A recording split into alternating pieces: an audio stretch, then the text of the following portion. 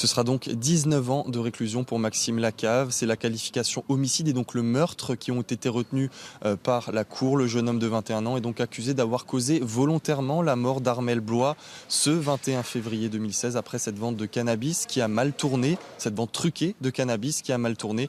Les jurés ont entendu les arguments évoqués ce matin lors du réquisitoire et notamment la violence et la répétition des coups de couteau. On le rappelle, à 11 coups portés qui ont causé 4 plaies dont une mortelle. Ils ont également retenu les déclarations contradictoires et le flou de Maxime Lacave lors de ses audiences et lors de ce procès qui vient donc de s'achever. 19 ans, c'est donc le verdict, un verdict qui satisfait la partie civile. Écoutez.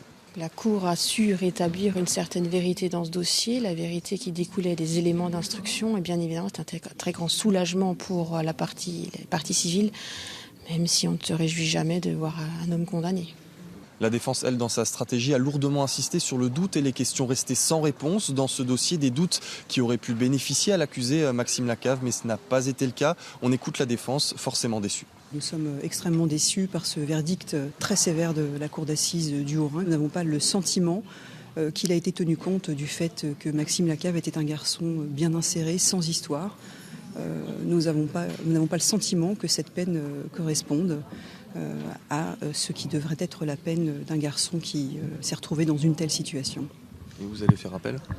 Un appel est sérieusement envisagé, effectivement, mais nous allons y réfléchir. Maxime Lacave et ses avocats ont 10 jours pour faire appel. Le jeune homme a également été condamné à près de 100 000 € de dommages et intérêts.